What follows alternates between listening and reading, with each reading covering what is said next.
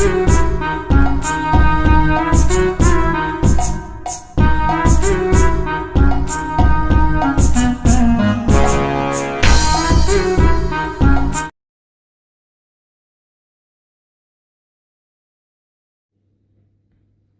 evening, gentlemen. I think there's a volcano erupting in the world, more so in the Middle East. Now, as you all know, 3 American soldiers were killed in a drone attack in Jordan, and another 30 were injured. And obviously, the Americans were not going to take it lying down. They're going to be a reaction, and they have reacted. But then again, as I mentioned in one of my previous videos, uh, it was thus far and no further. I mean, they wanted to go up to a critical level, but not go beyond that. That's the point which we must bear in mind. And so overall, they were saying that we don't want a war with Iran. At the same time, we will react if somebody harms us.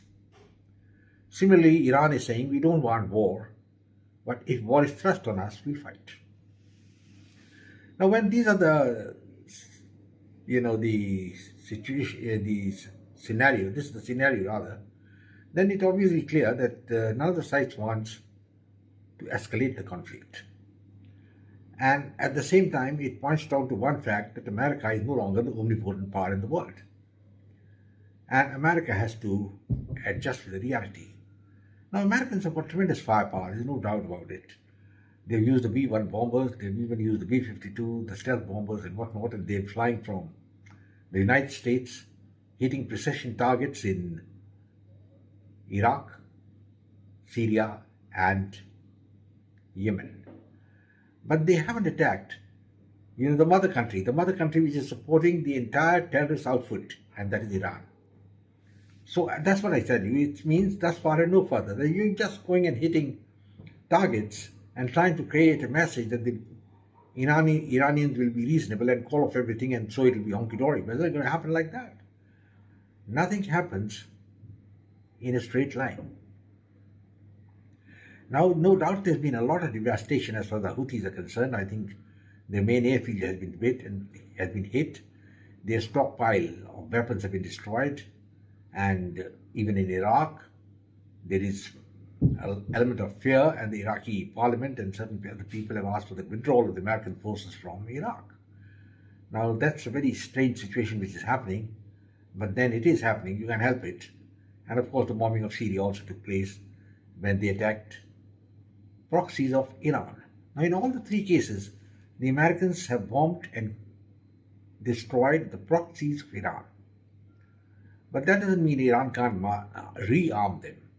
They are probably going to do it. As they had armed Hamas, they'll do it again. So you can't put the lid on the pot, You've got to do something better. And I'm a little surprised that the Americans at this stage are just doing shadow boxing. That's what it means. Because they really don't have that sort of guts, the gumption, to go and attack Iran.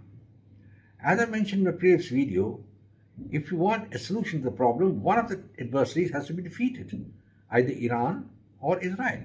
And Israel is not going to be defeated because they are in a very strong wicket, and the 2 enemies supporting them, are the United States. Rather, the 2 enemies against them are their neighbors, but they are not intervening in the conflict, that is Saudi Arabia and Egypt. They made a separate peace with Israel, and despite all the bombing that the Israelis have done in Gaza, these 2 nations have intervened, and they're going to intervene also. UAE is also not intervening against Israel, neither is Jordan.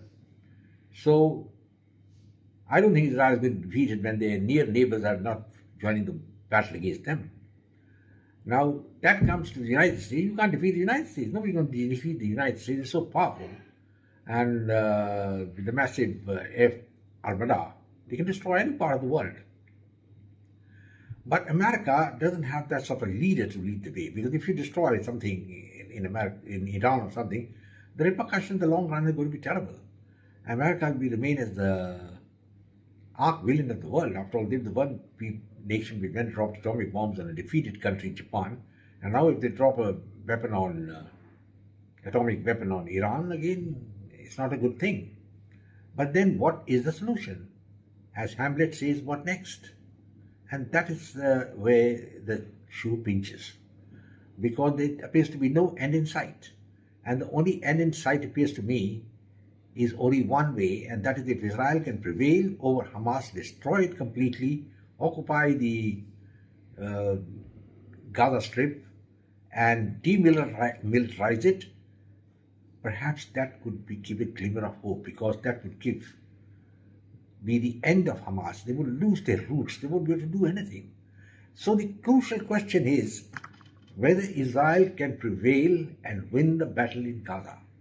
If they do it, probably the war will filter away because the Iranians won't have anybody to support in Gaza. But they would probably still continue supporting their proxies in Yemen and Iraq and Syria, but that would be a losing proposition because these three countries themselves are no great shakes as a power, and they would be just wiped out, by the American superior power. So, gentlemen, my reading of the situation is that there is no end to a solution in sight unless Israel wins the war. So that is, we have to wait and see, is Israel going to win the war? Now, they've been fighting for almost 10 weeks, I think, but they haven't made much headway the way they should have made.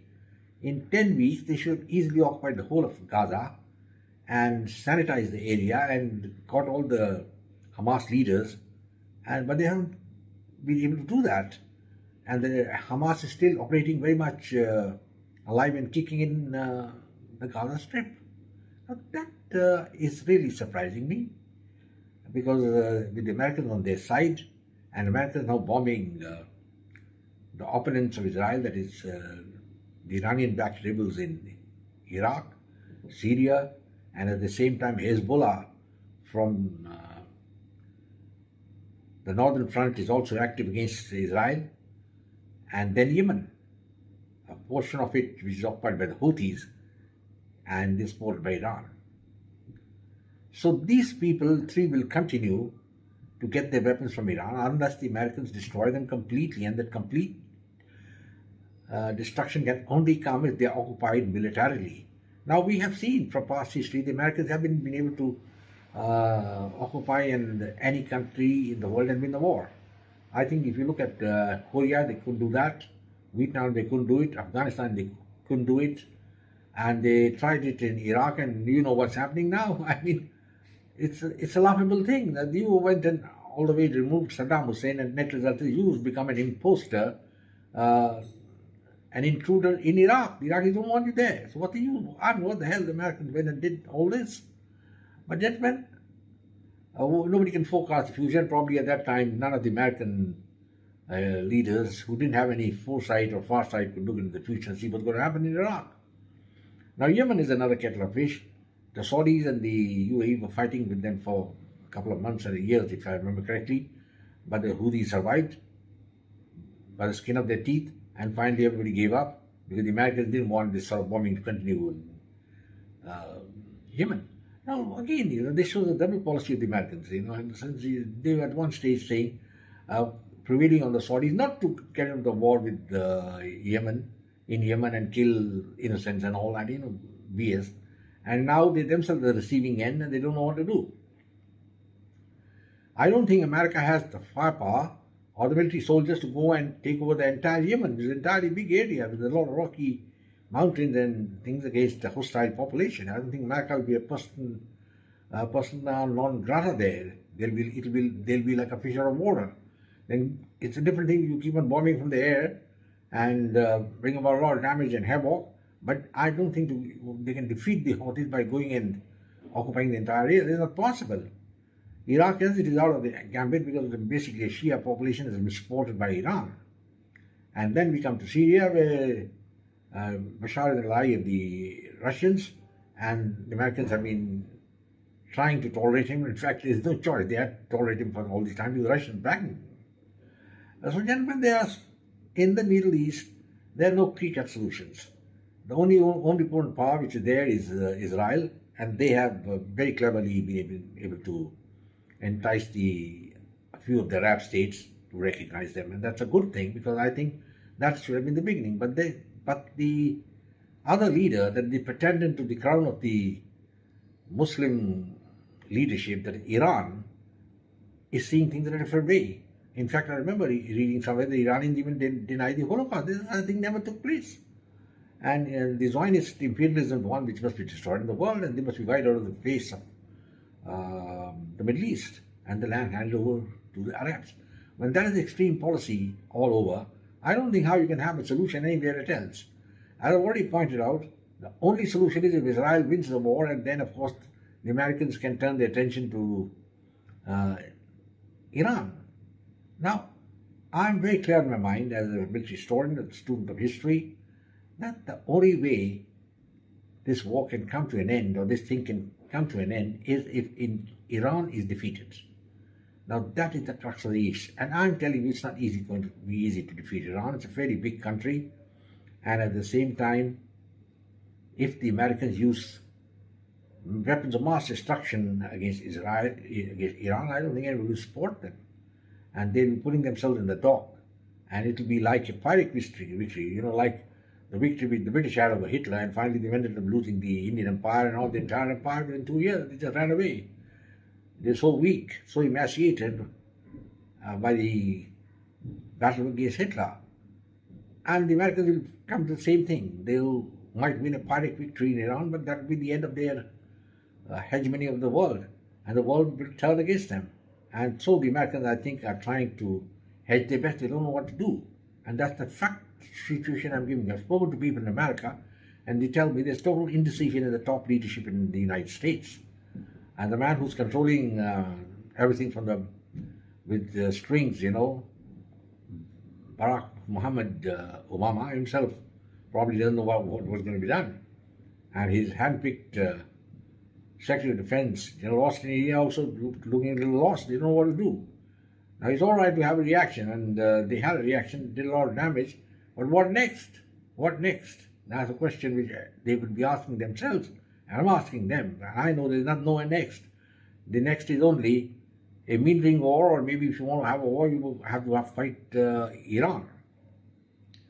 And as I mentioned in my last video, in desperation, anything can happen, and maybe a small tactical nuclear device, something could be used against Iran, but that's going to have tremendous repercussions all over the world.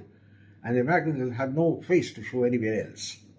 So, gentlemen, the battle is on. It's just my assessment which is going on. And I'll make a separate video on what's happening in Ukraine. There's another hotspot where the battle is not ending. It's continuing for almost over 2 years. And if that happens, I think what's going to happen is, if you look at it in the total picture, I think it could be the end of the Western hegemony over the world. It's possibly, it's very possible. The only people who are going unscathed at the moment are China and India, and probably they'll have a battle of supremacy between them. That's a distinct possibility, but that's been discussed at some other stage. At the moment in the Middle East, the Americans probably feeling a little lost, what's going to be done next. Though, and Israel also must be wondering that when the hell are we going to finish this war? I think finish our Hamas once for all. It's not easy. So, gentlemen, we'll have to wait and see what happens in the future. I think the world is sitting on top of a volcano, something like Mount Etna. It may erupt any time, and if it erupts, it's going to be the end of Western civilization. And that's a very sad occurrence, because of the short-sightedness of men like Joe Biden. He doesn't know what the wind is blowing, When I see his videos and trying to walk up and down, I'm wondering. Now, he's, in my view, only 82. It is not a very big age. There are people who are bloody fit at that stage and they look up themselves well, but he's not in that category. And in any case, he's a lame duck president. I don't think he'll get another term. And the man who might replace him, we'll have to see who does it. If there's a fair and square election, Trump is the man who will win. And he would be the next American president, but you never know. Wheels between wheels. And now I think Supreme Court is hearing some case where they should take away the voting rights of Trump, and so many other criminal cases filed against him. Because it's a devious machine, just like Imran Khan has been rendered hors de combat. He's been put in jail, and he was the Prime Minister of Pakistan and been sentenced, I think, 40 years in jail on some charges which do not merit this sort of punishment. And anyway, they've taken him out of the system, and he can't win the election. He's in jail. And how many seats is he going to win from jail? Nothing much. Similarly, Donald Trump also will win the election definitely if it's a hell fair and square, but it's going to be hell. Will he be allowed to contest? And I hope he's allowed to contest. And let's see what happens, because the future of what is going to happen in the Middle East depends on who's going to be the next president. If Donald Trump becomes president, I'm very sure he'll work out a solution. We'll have to wait and see. And he'll also solve the Ukraine problem. Ukraine problem is a simple thing. I think the Western world in the Western Europe haven't realized that by supporting Ukraine, they're signing the death warrant. $58 billion they're going to give to Ukraine.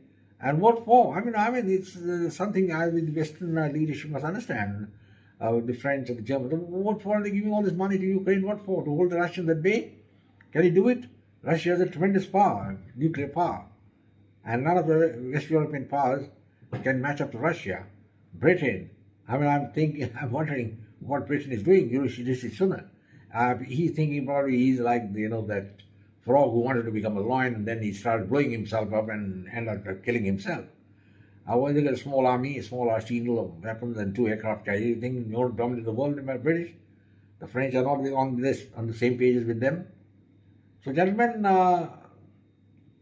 it's a good show of force in the Middle East by the Americans, but I think it's infructuous. You have to do something better than that. And if you want to win the war, if you want peace, you must remember that if you want peace, you must be prepared for war. I don't know whether the Americans were prepared for war all this time. They never thought anything would happen like this in the Middle East. They were so much concentrating on Ukraine, and Ukraine to let them down. And it'll be a good idea if the Americans can get rid of Zelensky. But then, there's all ifs and buts in this thing. But the whole sum total, if you look at the picture, the global picture, I think what's going to happen is that America and the Western civilization are signing their own warrant. I was wondering, they'll have a leader, who has more acumen, more style, someone who can look into the future and lead the people forward to peace and prosperity. They're not happening that way. As you all know, the situation in America and Canada is also very grim, as far as the economic situation is concerned. The Western Europe there's a recession in Germany, England, no great shakes. And now what next? So, gentlemen, I'll leave this point of this issue at this time. And you have a lot to think. In the meanwhile, do subscribe to my channel, share it with your friends, and come back for more. In the meanwhile, take care of yourselves. God bless. And I will close by saying that sometimes a man signs his own doom. I hope this is not applicable to the Anglo-Saxon powers, in particular the United States and England. Thank you and goodbye.